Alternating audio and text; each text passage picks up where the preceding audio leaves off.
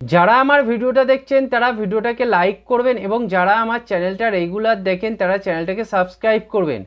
মোহামেডান কি কলকাতা লিগ এই টিম নিয়ে চ্যাম্পিয়ন হতে পারবে? মোহামেডানের যে কলকাতা লিগের টিমটা আছে সেটা মূলত ইয়াং একটা টিম। এখানে বলা ভালো যে আগের বছরে যেসব কলকাতা লিগে প্লেয়াররা খেলেছিল তাদের মধ্যে বেশ কিছু প্লেয়ার খেললেও বেশ কিছু প্লেয়ার খেলবে না। এবছর কলকাতা লিগে একটা বিশেষ নিয়ম অনুষ্ঠিত হয়েছে যেখানে 4খানা করে বাঙালি প্লেয়ারকে খেলাতেই হবে। সেই জায়গায় দাঁড়িয়ে মোহামেডানের বাঙালি প্লেয়ারের কালেকশান কেমন আছে সেটার ওপরে কিন্তু একটা গুরুত্বপূর্ণ বিষয় নির্ভর করছে। বাঙালি প্লেয়াররা যদি কলকাতা লিগে ভালো করে মোহামেডানের হয়ে তাহলে কিন্তু মোহামেডান এই লিগটা চ্যাম্পিয়ন হতে পারে, এবং যদি মোহামেডান এই কলকাতা লিগ চ্যাম্পিয়ন না হয় তাহলে কিন্তু বুঝতে হবে যে মোহামেডান আইএসএলের নিরিখে একটু পিছিয়ে আছে, কেননা তাদের যেসব রিজার্ভ বেঞ্চের প্লেয়ার থাকবে সেই সব প্লেয়াররা কিন্তু আইএসএলের ক্ষেত্রে একটুখানি প্রবলেমেটিক হবে, কেননা বুঝতে হবে যে এই প্লেয়ারগুলোর মধ্যে এখনও সেইভাবে তাদের কোয়ালিটি ডেভেলপমেন্ট হয়নি এবং আস্তে আস্তে ডেভেলপমেন্ট হবে। সেই জিনিসটা কিন্তু মাথায় রাখতে হবে। কলকাতা লিগের বেশ কিছু প্লেয়ার কিন্তু মোহামেডানের আইএসএল দলে সুযোগ পাবে।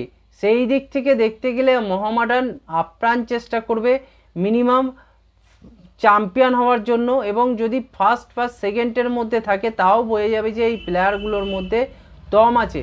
তাই বোঝাই যাচ্ছে যে কলকাতা লিগের খেলাটা মোহামেডানের জন্য খুবই একটা গুরুত্বপূর্ণ হতে চলেছে। যদি কলকাতা লিগে এই প্লেয়ারগুলো ভালো করে তাহলে কিন্তু মোহামেডানের কাছে অপশান একটা ওপেন থাকবে। বলা ভালো যে মোহামেডান কিন্তু বিশেষ প্লেয়ার সাইন করতে পারছে না এবং বড় প্লেয়ারকে ট্রান্সফার ফ্রি দিয়েও আনতে পারছে না। এই কারণেই কিন্তু মোহামেডানের মধ্যে একটা জিনিস কাজ করছে যে প্লেয়ার জোগাড় যেমন করতে হবে এবং আমাদের যে প্লেয়ারগুলো আছে তাদেরকে কত তাড়াতাড়ি ডেভেলপ করা যায় এবং তাদেরকে ডেভেলপ করে কিভাবে আইএসএল মঞ্চে নিয়ে গিয়ে সফল হওয়া যায়, এই জিনিসটা কিন্তু মোহামেডানের ভেতরে আছে।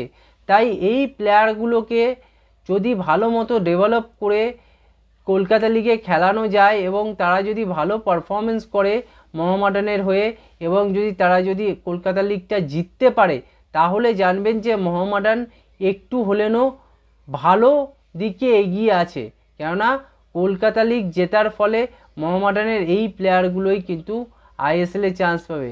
বলা ভালো যে মোহনবাগান, ইস্টবেঙ্গল এই বছর কিন্তু কলকাতা লিগে একটু অন্যরকম টিম নামাবে, এবং আগের বারে যেহেতু মোহনবাগান ইস্টবেঙ্গল সেইভাবে কম্পিটিশান করতে পারিনি তাই জন্য কিন্তু এইবারে তাদের কম্পিটিশান লেভেলটা কিন্তু ভালো থাকবে। এবং মোহনবাগানের এবং ইস্টবেঙ্গলের যেহেতু কলকাতা লিগের একটা টিম আগের বছর অলরেডি তৈরি হয়ে গেছিলো, এবছর কিন্তু তারা কিন্তু আরও বেশি ভালো করে খেলবে। আর একটা বিষয় হচ্ছে আপুইয়া কি মোহনবাগানে আসছে?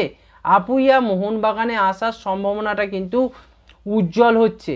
আপুইয়া মুম্বাই সিটি এফসির একটা নির্ভরযোগ্য মিডফিল্ডার, সেই প্লেয়ারটাকে কিন্তু মোহনবাগান এএফসি চ্যাম্পিয়ন্স লিগের সেকেন্ড টায়ার টুর্নামেন্টটা খেলার জন্য কিন্তু আপুইয়াকে নিয়ে আসা হচ্ছে, এবং আপুইয়াকে আনার জন্য কিন্তু মোহনবাগান মুম্বাই সিটির সঙ্গে কিন্তু ভালো মতো একটা নেগোসিয়েশনে চলে গেছে। এবং যদি মোহনবাগান আপুইয়া মুম্বাই সিটি থেকে আনতে পারে তাহলে কিন্তু মোহনবাগান আগামী দিনে একটা ভালো মিডফিল্ড বিল্ড আপের দিকে যাবে, কেননা মোহনবাগানের মিডফিল্ড জোনে একটা প্রবলেম আছে, সেটা তো আমরা বুঝতেই পারছি। যেখানে অনেক ভালো ভালো প্লেয়ার আছে ঠিকই, যেমন অনিরুদ্ধ থাপা, এছাড়া অভিষেক সূর্যবংশী, এছাড়া দীপক টাংরি, এরা যেমন আছে ঠিক কথা, কিন্তু এদের মধ্যে একটা জিনিস দেখা যাচ্ছে যে এদের কনসিস্টেন্সি পারফরমেন্সের মধ্যে কিছুটা হলেও ডিপ আসছে, তাই জন্য কেউই কন্টিনিউয়াসলি ভালো খেলতে পারছে না। মোহনবাগান কর্মকর্তারা কি করছে না, আপুইয়াকে তাদের দলে যুক্ত করতে চাইছে, তার ফলে কিন্তু মোহনবাগানের মিডফিল্ড জোনটা ইন্ডিয়ান অনুযায়ী অনেক স্ট্রং হয়ে যাবে, এবং আপুইয়া, দীপক টাংরি, অভিষেক সূর্যবংশী আর অনিরুদ্ধ থাপা থাকার ফলে কিন্তু মিডফিল্ড জোনটা অনেকটা সিল হয়ে যাবে। এবং আপুইয়াকে যেহেতু মুম্বাই সিটি এফসি থেকে আনা হচ্ছে, তাই আপুইয়ার কিন্তু গেম টাইম পাওয়ার সম্ভাবনাটা অনেক বেশি আছে। এবং বোঝাই যাচ্ছে যে মোহনবাগান তাদের মিডফিল্ড জোনে ইন্ডিয়ান যে মিডফিল্ডার আছে তাদের যে একটা গুরুত্বপূর্ণ রোলটার জন্য কিন্তু তারা এক বিন্দুও কোনো কণা ছাড়ছে না, যে তারা খুব ভালো মতো মিডফিল্ড জোনটাকে বিল্ড আপ করতে চাইছে। এছাড়া বিদেশি কোনো একটা ডিফেন্ডিং মিডফিল্ডার বা সেন্টার মিডফিল্ডার আসবেই, তার ফলে মোহনবাগানের কিন্তু মিডফিল্ড জোনটা অনেক বেশি শক্তিশালী হয়ে যাবে। তাই এই ছিল আজকের ভিডিও। আপনারা চ্যানেলটাকে সাবস্ক্রাইব করুন, ভিডিওটাকে লাইক করুন, ভিডিওটাকে শেয়ার করুন।